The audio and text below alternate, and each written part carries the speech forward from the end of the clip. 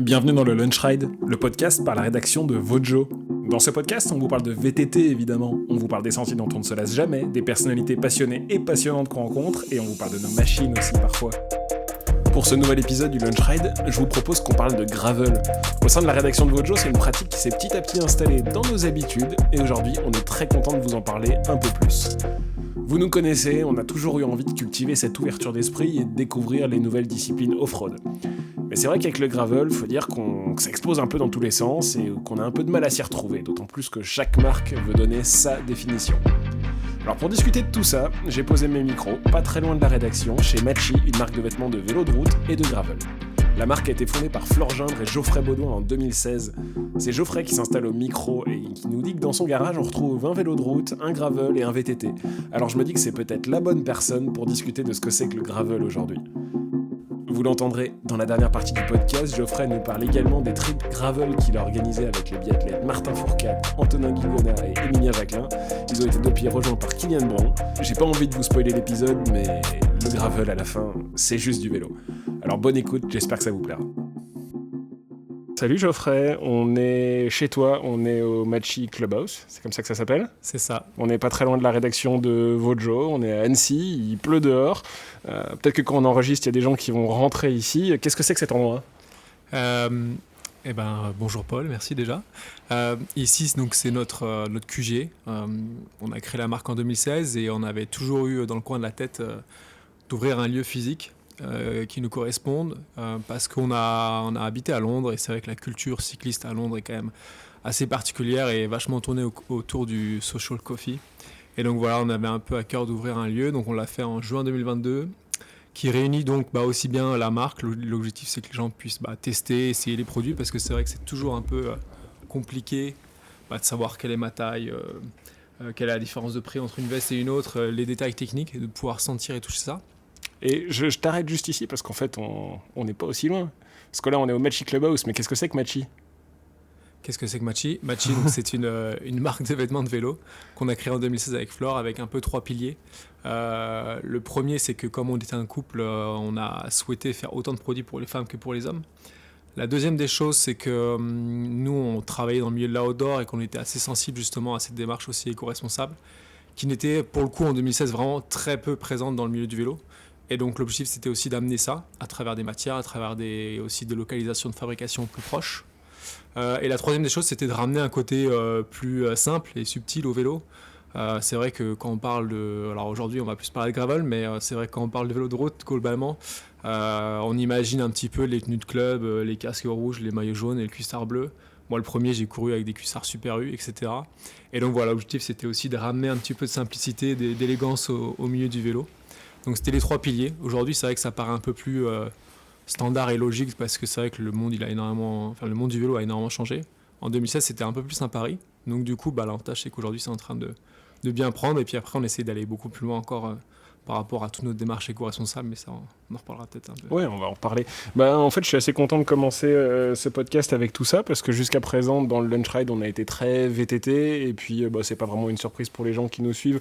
On s'ouvre de plus en plus au gravel, parce que c'est une discipline qui nous parle vraiment à la rédaction, parce qu'il y a vraiment moyen de faire des belles choses à vélo, off-road. Là, c'est là où on va mettre la frontière. C'est que c'est vrai qu'avec Vojo, quand on est dans la nature, c'est vraiment bien. On va pas trop traiter de ce qui se passe sur la route.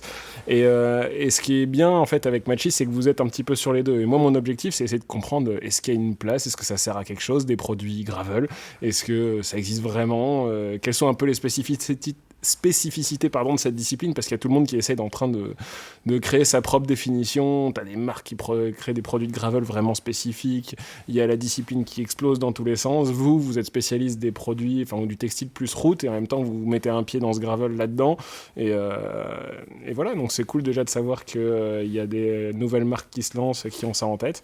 Et voilà, comment est-ce que toi tu décrirais vos produits chez Machi ? Nos produits, je les décrirais sur quand même, au-delà de l'aspect esthétique dont j'ai pas mal parlé, il y a aussi un aspect technique qu'on essaie de plus en plus de développer, parce qu'on a l'avantage aussi d'avoir des fabricants de matières locaux en France, en Ardèche, en Isère, même en Italie, en faisant 3 heures de route depuis Annecy. Parce qu'ils sont produits où vos Donc on textiles? a un atelier de fabrication de confection en France et donc 2 ateliers matière aussi en France. Et après on a 2 ateliers confection en Italie avec un gros fournisseur de matière en Italie aussi. Ça faisait vraiment partie des choses que vous vouliez installer dès le début quand vous avez lancé Machi. Ouais, au début on était plus sur le recyclé était plus important que le côté local. Ouais. Et c'est quelque chose qui a évolué aussi parce qu'on s'est rendu compte qu'en fait voilà, la proximité elle avait quand même plus de sens pour nous. Et que comme pour un légume, vaut mieux une belle aubergine de saison du coin qu'un avocat du Pérou. Et donc c'est un peu ça aussi qui a évolué. Et donc c'est aussi pour ça qu'on a un peu switché là-dessus. Et puis d'avoir une proximité, de savoir aussi vraiment pouvoir découper complètement notre produit. On prend telle matière à tel endroit, tel zip à tel endroit, tel silicone à tel endroit. Et donc de vraiment avoir la main mise sur l'ensemble de la conception du produit, quoi. Et c'est facile à trouver des fournisseurs de textiles ou des gens qui sont capables de faire des produits milieu haut de gamme sportifs en Europe? Oui et non. Je dirais non parce que nous, c'était pas notre background, pour être 100% honnête. Oui, dans la mesure où, en fait, pour nous, les 2-3 premières années de la marque, ça a vraiment été du test and learn et un peu du brouillon. Et voilà, et aujourd'hui, c'est sûr que forcément, à 7 ans, tu commences à beaucoup mieux comprendre les différents rouages. Tu commences avec les salons, avec les fabricants. Tel fabricant de matière va te recommander un confectionneur, etc. Donc tu essayes, échantillonnage, etc. Donc ça, c'est des trucs que vous avez appris sur le tas. Complètement. Vous étiez plus plus commerciaux, plus marketing. Qu'est-ce qui vous faisait envie là, quand vous avez lancé ça? Donc Flore, elle a vraiment tout l'œil graphique. C'est elle qui fait tous les designs de nos tenues, qui va aussi animer tout le site internet, justement tout l'aspect visuel, toute la communication. Et moi, du coup, je suis plus sur l'aspect marketing produit. Et donc, du coup, plus sur construction de la gamme, qu'est-ce qui nous manque, quel prix on doit avoir, etc. Les stocks, qu'est-ce qui sort, analyse des produits, analyse des clients. Pour vraiment avoir une offre hyper cohérente et puis en même temps séduisante avec le travail de Flore, quoi.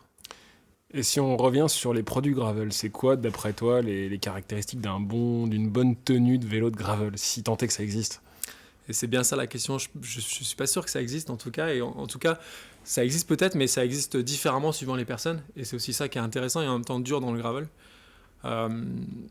Chacun a une conception vraiment différente du gravel, qui évolue aussi. C'est vrai qu'il y en a qui voient ça uniquement comme le côté loisir, sans performance. Aujourd'hui, il y a des courses UCI gravel, il y a du bikepacking, il y a énormément de choses différentes. Et je pense que aussi chaque usage a un petit peu sa spécificité. Nous, aujourd'hui, on se retrouve plus dans un côté mixte gravel, c'est-à-dire qu'on va quand même privilégier l'usage d'un cuissard, ouais. Plutôt qu'un short, par exemple. Ça, c'est notre vision parce qu'on sait que au niveau du cuissard, au niveau du maintien, etc., au niveau de la peau de chamois sur du long terme, c'est quand même quelque chose de primordial. Oui, là où tu vois des marques qui vont avoir des trucs un peu plus baggy, Exactement. C'est à ça que vous vous opposez plutôt. Exactement. Et après, on a longtemps réfléchi à faire un short, et c'est vrai qu'au final, on ne l'a pas sorti. Et je pense que c'était plutôt par rapport à notre ADN et nos clients, c'était plutôt aligné. En plus, aujourd'hui, le cuissard cargo, il s'est énormément démocratisé. Ça fait partie de nos best-sellers. Cargo, ça veut dire quoi? Donc, cuissard cargo, c'est le cuissard avec les filets en poche sur chaque côté. Nous, on en a 2 en plus dans le dos, donc on a 4 poches. Et c'est vrai qu'au final, on a énormément de personnes qui le cherchaient pour la pratique du gravel initialement et qui aujourd'hui l'utilisent sur la route parce qu'ils se rendent compte de la praticité. Donc, c'est ça aussi qui est intéressant. Le deuxième produit pour nous qui est issu de notre réflexion gravel, mais qui aujourd'hui s'inscrit complètement dans la collection, c'est la sacoche de cintre. Parce que voilà, l'idée c'était vraiment d'avoir Je pense qu'il y a 5-6 ans, dans la route, ça aurait été inimaginable de mettre une sacoche de cintre devant. Aujourd'hui, c'est plus stylé. Et donc voilà, ça fait partie des choses aussi que le gravel a réussi à amener. Après, voilà, nous sur les hauts, moi le premier, je vais aussi bien des fois rouler avec un jersey, un maillot. Donc plutôt quand même proche du corps. Tout comme, aujourd'hui, on a un t-shirt 3/4. Donc avec du coup 50% mérino, 50% polyester recyclé. Du coup, c'est plus comme un t-shirt. On développe aussi un nouveau t-shirt technique parce qu'on reste convaincu que quand même au niveau de la pratique du gravel, il y a une volonté aussi de se démarquer de la route. Et donc d'avoir des vêtements un peu plus larges, un peu plus détente. Ce côté, voilà, je me trimballe, j'ai des choses VTT, donc je peux marcher plus facilement qu'avec des cales de route. Je ressens un peu moins à rien, entre guillemets. Voilà, il y a quand même des choses qui changent. On voit beaucoup de gens qui utilisent un casque de VTT. Ouais, donc c'est un savant mélange de produits techniques et de look, en fait, juste, et d'identité. Ouais. Donc c'est une discipline qui se cherche. Mais c'est marrant c'est marrant que chez vous, en fait, ce soit le gravel qui ait nourri la gamme route, là où vous êtes en théorie spécialiste pour l'instant, quoi. Votre ADN au départ. Et après, ce qui est intéressant, moi, je trouve, c'est tout justement ce côté... Enfin, voilà, il y a énormément de choses stylées qui arrivent de la part du gravel, que ce soit les mecs qui roulent en chemise. Cette année, on a sorti un bandana. Voilà, tous ces petits détails qu'en fait on n'aurait jamais avant vu dans la route et qui aujourd'hui dérivent en fait, et c'est aussi ça qui est intéressant, c'est de voir un petit peu les deux. Et après c'est sûr que c'est un marché compliqué parce que si tu prends 10 mecs qui font du gravel ou 10 nanas, les 10 vont s'habiller plus ou moins différemment et on va avoir un style différent. Donc c'est compliqué quand tu vends des fringues. Du coup c'est compliqué quand tu vends des fringues. Donc c'est une clientèle qui est un peu plus compliquée à targeter entre guillemets. Ok. Bon, en même temps, c'est aussi une discipline qui se cherche complètement, quoi, qui est en train de grandir. Donc là, je pense qu'on est... Et puis je pense qu'il y a, comme je disais tout à l'heure, il y a des disciplines à l'intérieur du gravel, quoi. Encore une fois. Ouais. Comme à l'époque, alors peut-être que pour du VTT, ça vous paraît plus comment dire. Tu couperas. Hein. Ouais, t'inquiète pas, ou je couperai pas, c'est pas grave. Ça vous paraît plus bizarre, enfin ça fait bizarre de dire ça, mais comme toi tu vas dire l'enduro c'est pas du marathon, le marathon c'est pas du trail, le trail c'est pas de la DH, etc. Ouais. Voilà, aujourd'hui je pense que quelqu'un qui achète un vélo gravel acier, qui met des pneus, qui se fait un monster avec des pneus en 47 parce qu'il kiffe le gravel alpin et que voilà, il a pas de compteur, il roule avec un casque de VTT et une chemise. Pour moi, c'est quand même hyper différent du mec qui fait la course de Traca à Gérone en mode race, qui a son sac d'hydratation dans le dos, qui est fait raser comme il n'y a pas, qui a le capteur de puissance sur le gravel, etc. Et donc c'est vrai qu'à l'intérieur du gravel, il y a quand même énormément de conceptions différentes du gravel. Et c'est ça qui est intéressant. Et je pense qu'en effet, la discipline se cherche. Mais après, en même temps, je pense qu'il restera... de tout pour tout le monde, quoi. Et toi, Geoffrey, à titre personnel, qu'est-ce qui te plaît, toi, en gravel ? Et moi, justement, c'est ça qui est intéressant, c'est que ma vision personnelle a même évolué. C'est-à-dire qu'au début, je voyais uniquement le gravel comme un côté bikepacking, un côté off-road. Parce que le reste du temps, tu fais beaucoup de routes. Je fais quand même beaucoup de routes à la base. Et c'est vrai que j'ai découvert le gravel, je me suis acheté un acier fait en France. Voilà, j'avais plutôt cette image léchée. Je me fais mon petit trip. Généralement, j'en fais 2 par an minimum, et puis après des escapades en week-end. Avec les sacoches, on part 4-5 jours, on essaie de faire le maximum de gravel possible, découvrir des nouveaux coins et tout. Et puis cette année, j'ai couru des manches UCI gravel et j'ai adoré aussi, quoi. Donc, parce que quand tu as 600 mecs au départ et qu'au bout de 500 mètres, tu es dans un chemin et que ça frotte et que, voilà, et que tu retrouves le côté course, mais en même temps que tu as ce côté off-road avec la poussière de partout. Et puisqu'il y a une densité qui est assez forte aussi, donc c'est aussi intéressant de pouvoir se mesurer. Donc voilà, j'ai aussi bien adoré la partie course que la partie voyage. Donc le rapport au gravel est hyper large et c'est ça qui est intéressant dans cette discipline, quoi. Est-ce que ça sert à quelque chose de faire du gravel à la montagne ? Là, on est à Annecy. Est-ce que ça a vraiment du sens, le gravel à la montagne ? Oui et non. Honnêtement, aujourd'hui, moi, à Annecy, c'est vrai qu'on a de chance, quoi. On est luxueux, on devient exigeant, quoi. C'est comme la neige, quoi. Là, il pleut, si la pluie neige, j'y vais pas, quoi. Quand tu n'habites pas ici, tu y vas, quoi qu'il arrive. Je pense qu'il y a des gens qui découvriraient des coins ici, qui adoreraient un gravel. Moi, c'est vrai qu'aujourd'hui, via le fait que j'ai beaucoup expérimenté le gravel dans d'autres endroits, j'estime que Annecy n'est pas la Mecque du gravel. Et c'est vrai que je vais avoir tendance à plus chercher des endroits qui sont pour moi idéaux pour aller pratiquer le gravel que le faire ici.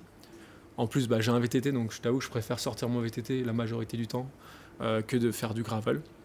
En tout cas à Annecy. Après, ceci dit, donc ça va plutôt être mon côté qui va dire oui, le gravel alpin, c'est franchement pas très compliqué, des fois pas très fun. De l'autre côté, voilà, j'ai fait du gravel autour du Mont Blanc avec un guide au-dessus du glacier village des Alpes. Ville des Glaciers. Ville des Glaciers, je vais y arriver. Voilà, on a fait tout un tour qui était vraiment dingue. J'ai fait du gravel au Mont-Cenis aussi, à monter le fort à 3000 mètres. Donc des choses qui sont quand même aussi assez intéressantes et où clairement, c'est vrai que le gravel te permet quand même malgré tout, au niveau de la distance, d'aller plus loin que le VTT aussi, quoi. Tu vas pouvoir faire 60-70 bornes, même si c'est du gravel alpin, là où en VTT, forcément, au bout de 40-50, tu es déjà quand même sur une très très grosse sortie, quoi. Avec Machi, vous vous inscrivez parmi des nouvelles marques qui essaient de choper des nouvelles tendances, de faire votre place avec des beaux produits, principalement de vélo de route, un petit peu de gravel. Je pense que ça doit être un petit peu compliqué de se démarquer uniquement par les produits. Donc après, il y a tout ce qui se passe autour et il y a tout le côté communautaire et les événements. Qu'est-ce que vous faites, qu'est-ce que vous faites, vous, de votre côté, pour vous différencier de ce côté-là?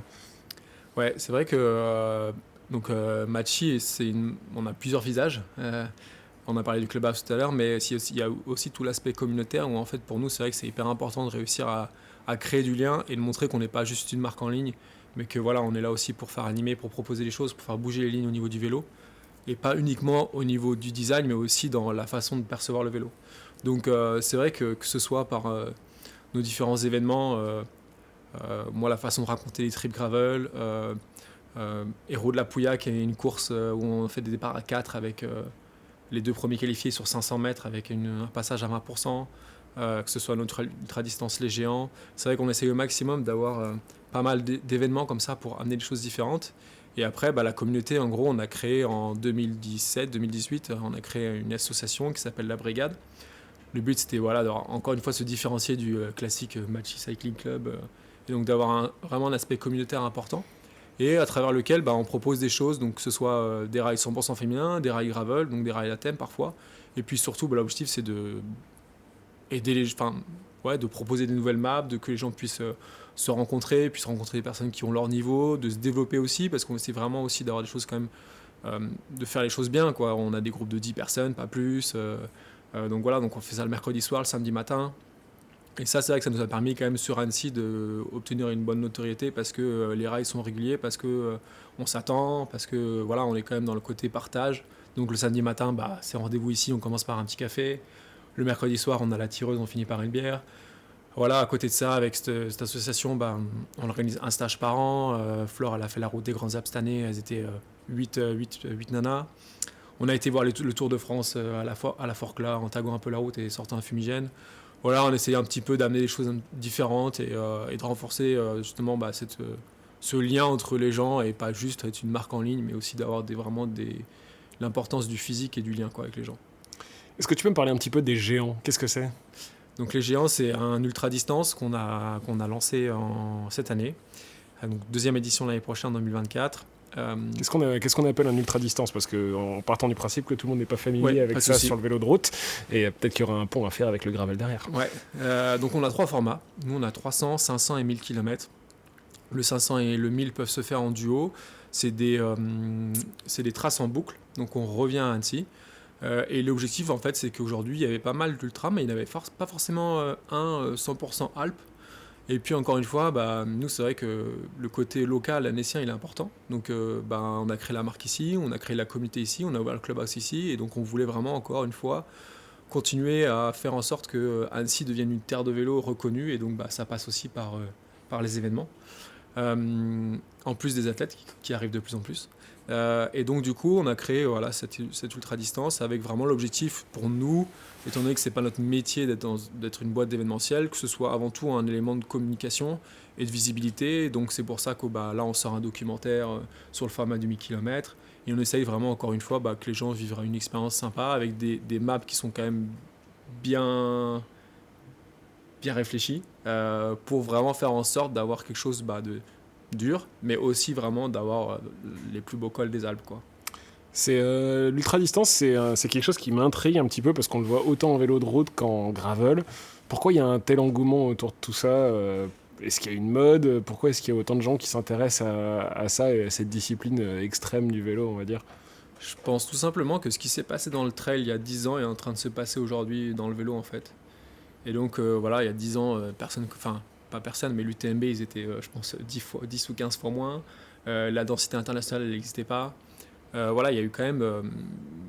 les gens, je pense, on est aussi dans une... c'est un peu le côté négatif. On est un peu aussi dans un côté un peu too much des fois, où en effet, c'est à celui qui fera le plus. Et donc, c'est pour ça que pour nous, déjà, 1000 km, c'est largement suffisant et c'est déjà un beau défi. Et on ne dit pas, il y a un petit format, un grand format. En fait, c'est juste si tu te sens de faire le 300, tu te sens de faire le 300. Et l'objectif, c'est aussi de se dépasser soi. Mais c'est vrai que aujourd'hui, il y a quand même une tendance à l'ultra-distance qui est arrivée notamment pas mal par le trail.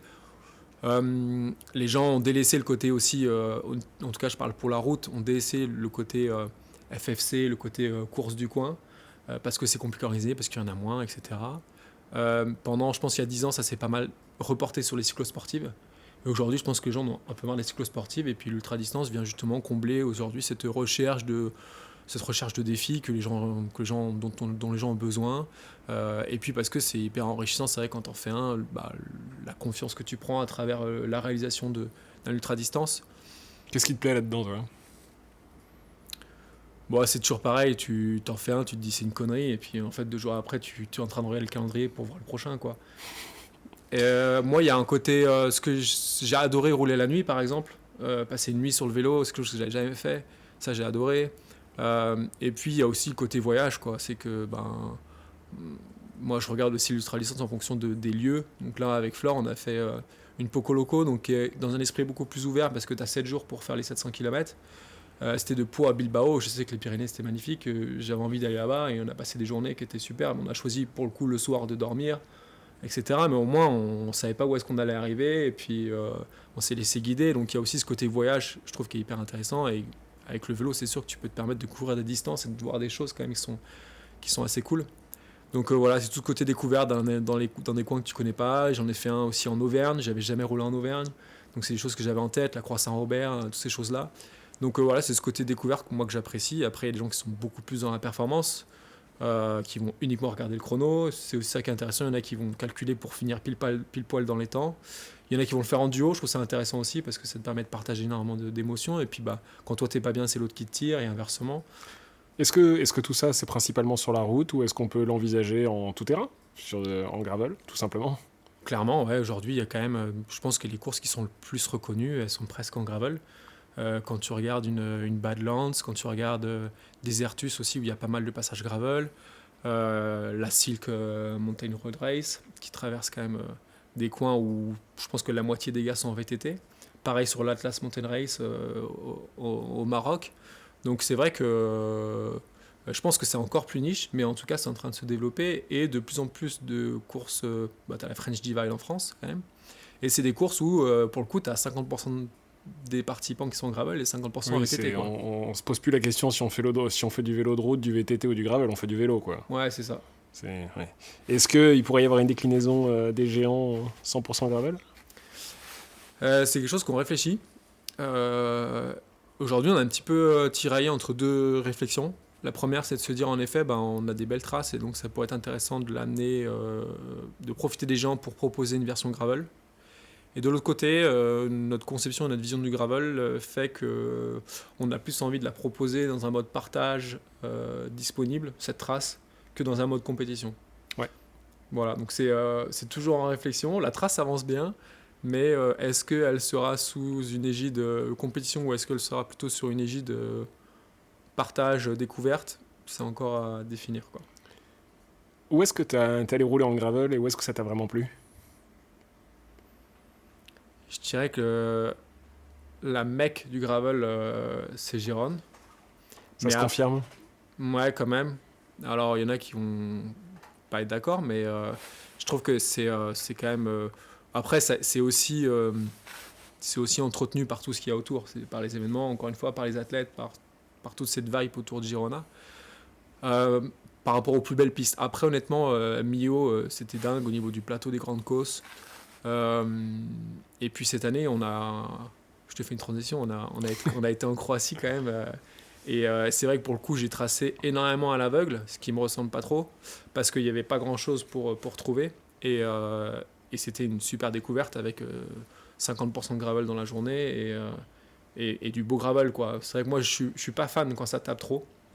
J'aime bien me dire que quand même s'il y a trop de portage, etc., pour moi on est vraiment sur de la limite, et donc c'est le moment où le VTT pour moi il a du sens, dans la mesure où je pratique aussi le VTT. Mais Croatie, c'était une belle découverte cette année. Ouais. T'aimes bien tracer des boucles de gravel pour tes copains? Il paraît. Allez, justement, on en a parlé juste un peu avant d'enregistrer. Moi, il y a des stories qui m'ont fait rigoler. C'est quand t'es parti en Croatie, quand t'es parti en Toscane ou en Catalogne, t'avais un casting qui était un petit peu particulier. Il y avait qui avec toi? Alors, la première année, on avait Martin Fourcade, Emilien Jacquelin, Antonin Guigona. Biathlon, Fourcade, légende du biathlon et qui est aujourd'hui représentant des athlètes au CIO, c'est ça? Emilien Jacquelin et Antonin Guigona, c'est deux biathlètes de l'équipe de France. Exactement, toujours en course toujours en course. Toujours en course. Et en fait, moi je connaissais rapidement Emilien. Et lui-même a été inspiré par le premier trip gravel où on était parti du Mont-Cenis, on était allé jusqu'à Nice, qu'on avait repris un peu la trace du Torino Nice Rally, qui est une trace quand même assez connue, avec la route du sel, etc. Des coins vraiment très très beaux. Et donc en voyant ça, il m'a fait comprendre qu'il était intéressé, quoi. Puis bon, moi j'ai pas réfléchi trop longtemps, hein, donc je l'ai rebranché une fois que la saison était finie. Et puis un jour il m'a envoyé ça, j'ai dit, il y a Martin et Antonin qui seraient chauds pour venir, quoi. Et puis c'est parti comme ça. Donc tu t'es retrouvé avec 3 des meilleurs biathlètes de la planète sur un vélo à les guider et à aller découvrir des nouveaux spots. Exactement. Donc j'ai essayé de faire un hiver sérieux parce que j'étais un peu stressé à l'idée de partir quand même avec des mecs qui ont 4 poumons. Et vous avez rajouté des poumons supplémentaires sur votre dernier trip, c'était exactement. Sur les 2 derniers, du coup, on a Kylian Bron, qui est revenu, qui nous a rejoint aussi, qui entre-temps avait rencontré Martin parce que Martin est arrivé dans la région aussi. Donc à travers le ski de rando. Et donc, moi, je connaissais déjà Kylian de mon côté également. Et donc, du coup, c'est comme ça qu'on est partis tous les 5. L'année dernière en Catalogne, cette année en Croatie. Et pour le coup, c'est marrant parce que je me suis inspiré d'un trip de Kylian pour la Croatie. Puisque Kylian avait fait les îles, les fjords en Norvège, avec du coup un voilier et son VTT. Et donc, j'avais trouvé ça vraiment cool. Et donc, c'était un peu l'idée de base, c'était de se dire qu'est-ce qu'on peut faire comme destination un peu sympa. Parce qu'à chaque fois, en fait... eux, donc, ils sont en compétition jusqu'au mois de mars, voire début avril avec le championnat de France. Et donc, ils ont une coupure qui dure un mois et demi. Et donc, la seule période où on peut partir ensemble, c'est au mois de mai. Sauf qu'au mois de mai, tu peux pas non plus partir partout. Et donc, c'est pour Quelle ça bonne qu'à excuse chaque fois, pour partir au soleil. Et donc, c'est pour ça qu'à chaque fois, la Toscane, Catalogne et la Croatie, on essaie de regarder des choses un peu plus au sud. Et puis après, moi, ma conception aussi, c'est qu'encore une fois, par rapport à ce qu'on fait avec Machi, etc., par rapport à nos valeurs, ça me ferait un peu chier de prendre un avion pour aller faire du gravel à l'autre bout du monde, alors qu'il y a des spots quand même super cool pas loin et sur lesquels on peut aller en voiture, quoi. Donc là, on a fait un van, on est parti 11 heures de caisse en Croatie. J'avais booké tout le bateau et on a fait 4 jours de gravel. Ouais. Bon, alors c'était comment ? Parce qu'ils ont des profils tous qui sont particuliers, entre Kylian qui est un vététiste pur jus, même s'il est super en forme, deux biathlètes au top de leur forme, et puis un retraité, quoi, avec Martin Fourcade qui est complètement retraité, chaise roulante, déambulateur et tout ce qui va avec, c'est ça ? C'est ça, ouais. Il y a une pancarte, le pauvre. Et du coup, non, malheureusement, des fois, c'est presque lui le plus en forme. L'avantage que j'ai, c'est que Emilien et Antonin sortent de coupure. Donc pour eux, ils sont en reprise, donc c'est vrai qu'ils ne sont pas non plus au top du forme. Donc ils ne sont pas en entraînement quand ils font ça, ils sont en mode vacances. Ouais. Ok. Et le mode vacances avec eux, ça mode vacances, mais après, voilà, il ne faut pas grand-chose pour rebrancher la machine. Donc voilà, si jamais ils ne sont pas en forme, il y a l'ego qui prend le dessus, donc t'es mort quoi qu'il arrive. Mais ouais, la première année, les 2 premières années, j'ai fait des étapes assez longues, et puis on avait les sacoches. Donc je me suis dit, bon, ça va les calmer. En fait, ça n'a pas marché du tout. Du coup, cette année, on a dit, vu qu'on a le bateau quand même, qu'on peut se permettre de ne pas avoir les sacoches, on va essayer de faire des traces un peu plus courtes. Et puis les îles n'étaient pas non plus très très grandes. Et donc l'objectif, c'était aussi ça. C'était aussi d'avoir on partait en gros à 8h30, 9h le matin ou plus tard. Et l'avantage, c'est qu'à 4h30, 15h, on était arrivé là où on devait être. Et donc du coup, au moins, on pouvait profiter à la fin de la journée. On a profité aussi pour naviguer. Voilà, le but, c'était, on avait un voilier, donc c'était aussi de pouvoir en profiter. Naviguer d'une île en l'autre avec la voile, de ne pas tout faire avec le moteur. Et puis voilà, la journée au moins on n'avait pas de sacoche, etc. Après, l'avantage c'est que c'est moi qui ai la trace, donc des fois je leur file pas le GPX, comme ça au moins ils m'attendent au prochain croisement, quoi. Est-ce qu'ils ont un peu tous le même profil physique quand ils sont sur le vélo, ils arrivent à rouler ensemble, ou tu sens qu'il y a des différences Non, il y a des différences quand même. Bon, Kylian évidemment, dès que c'est très technique, on voit vraiment la différence. Cette année par exemple, on a changé une trace au dernier moment parce que on avait du coup un skipper, et le skipper me dit il faut vraiment que vous alliez voir ce monastère-là, etc. Parce que moi, quand je regarde ma topographie, je dis putain, ça va être sketchy là, à la fin, là. Ça va pas louper, et le seul qui est passé sur le vélo, bon, il le paye pas aussi, hein, mais c'est Kylian évidemment. Après, il est en train de tester le nouveau commensal et tout, donc forcément, il voulait voir si ça résistait bien. Et après, donc, la petite subtilité en effet, c'est que Emilien a quand même est très puissant, il est grand, il est très puissant, c'est quelqu'un qui a fait pas mal de vélo aussi dans sa jeunesse, donc il a aussi cette fibre vélo vraiment, et ça se ressent, et quand il est en canne, il fait vraiment mal. Martin c'est un endurant, lâche rien quoi qu'il arrive. Il a moins cette injection, mais il est quand même très puissant. Et avec Antonin, généralement, on fait le gros péto, quoi. On est plus là pour faire des photos. Lui, il fait son vlog. Moi, j'essaye de faire des photos parce que du coup, cette année, en plus, pendant le trip, j'avais mon appareil, donc je faisais des photos. Parce que du coup, on a fait aussi on a fait une collaboration du coup, avec Jules Beau pendant ce trip-là pour leur fournir des photos. Et moi, ça m'a permis aussi derrière de faire un peu de contenu, etc. Et donc, c'est vrai que j'aime bien la photo, donc ça m'a permis à ce moment-là comme Emilien, mais bon, Emilien, il va quand même trop vite, même avec un appareil photo, quoi. Bon, est-ce que tu as des petites anecdotes pendant ces trips-là? Je sais pas ce qu'on peut dire. Non, il y a une anecdote quand même qui est drôle. Il y avait un passage assez technique. Et évidemment, on regarde tout ce qu'il y a de faire, quoi. Et puis Martin, il a cru qu'il allait faire comme Kian, quoi. Il a failli nous faire un OTB assez costaud. Et donc, du coup, on a tous rigolé. Et je sais plus si c'est Emilien Antonin qui a dit on dirait Kylian moins bon, quoi. Et du coup, c'était très drôle. Après, voilà, toute la vie sur le bateau, tout, c'était vraiment cool. Voilà, le soir, on prenait les spritz, on a profité. On avait un skipper aussi, c'est assez drôle, qui était très costaud. Un Slovène, voilà, qui était. C'est vrai qu'on est arrivé, on a vu le skipper, on a dit oh putain la vache. Et il comprenait ce que vous alliez faire ou mais qu'est-ce qu'il bricole avec ouais, c'est ça qui a été compliqué pour moi à distance, c'est que j'avais peur en expliquant il nous faut un voilier mais on va mettre 4 vélos, 5 vélos, où est-ce qu'on va les mettre, est-ce qu'il va comprendre ce qu'on veut faire, etc. Et au final il a été vraiment très cool.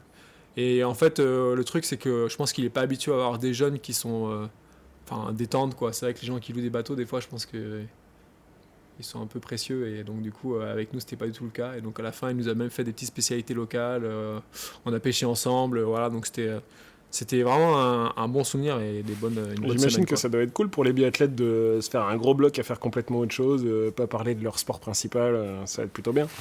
Ouais, je pense qu'ils en ont besoin de cette décompression parce que c'est vrai qu'en plus c'est un sport où au final ce que je trouve compliqué pour eux c'est qu'ils ont plus de périodes d'entraînement que de périodes de course.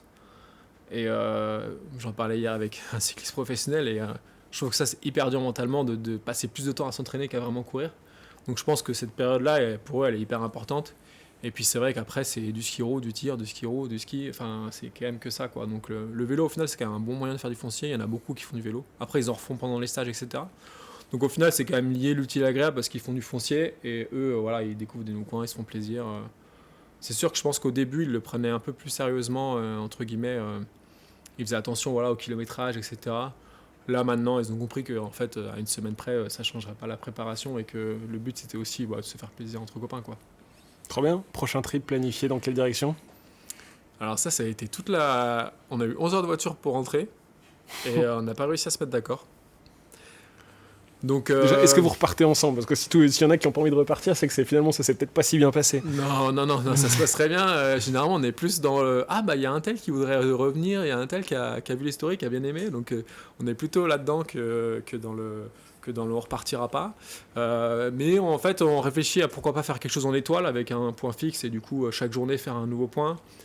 Voilà, après, moi, ça fait 3 ans du coup que je trace, donc j'ai aussi fait comprendre que c'était cool si ça tournait un peu ou s'il y avait d'autres idées en tout cas. Après, je veux bien évidemment aider, mais voilà, voir ce qu'eux pouvaient proposer aussi. Et voilà, quoi. Est-ce que c'est aussi facile de tracer un itinéraire en vélo de route que de tracer un itinéraire en gravel? Rien à voir. Je connais la réponse, mais... Je connais la réponse parce que c'est comme pour du VTT. C'est vrai que il y a un vrai côté quand même, il y a un vrai côté découverte, piège. Enfin voilà, tu passes ton temps sur des vues 3D, tu essaies de trouver des articles où il y a des mecs qui sont passés plus ou moins pas loin, ce qu'ils disent. Tu tombes sur ces articles, tu vois qu'en fait, difficulté 8 sur 10, je suis passé en VTT, j'en ai chié, bon, on va peut-être pas y aller. Et puis après, en même temps, c'est hyper compliqué parce que tout le monde n'a pas le même bagage technique et donc... y a des gens qui vont me dire ah non mais laisse tomber, c'est inroulable, alors que en fait pour nous sachant qu'on fait un peu de VT dans le coin ou qu'on a fait du gravel alpin, ça reste quand même pas forcément très dur. Donc l'avantage c'est que je peux les emmener un peu partout, ça va gueuler un peu mais bon c'est des sportifs donc au pire tu piques l'ego et ça passe. Qui est-ce qui gueule le plus, qui a le plus gros ego? Ah, c'est Martin, c'est sûr. Mais pour être un champion pareil, t'es obligé. Mais la première année, il a pas arrêté. Il m'a testé en plus. La première année, il a pas arrêté tous les jours de se plaindre de la trace, de ci, de ça. Et puis maintenant, c'est le premier à vouloir mettre le vélo sur l'épaule et marcher 200 mètres de plus pour escalader et faire sa photo. Donc c'est marrant. Non, c'est cool. Ça. Leur vision là-haut aussi du gravel a changé. Enfin, je l'ai vu, tu vois, entre la première année et maintenant. Qu'est-ce qui a évolué ? Je pense que le fait d'avoir Kylian aussi, qui est plus en mode tiens, il y a un chemin à droite, viens, on va tester. Ça les a un peu aussi dédramatisé le truc. Et puis je pense qu'au début, ils étaient encore dans la conception de performance en fait. Eux, tout ce qu'ils font, c'est dans une optique de performance, tout est calculé. Donc en fait, ce côté vraiment gravel, je regarde pas. Enfin, c'est marrant parce que voilà, l'exemple type, c'est première année, on est dans la voiture, on part. Et je leur dis, vous allez voir, on va faire, si on fait entre 15 et 18 de moyenne, ce sera le maximum, quoi.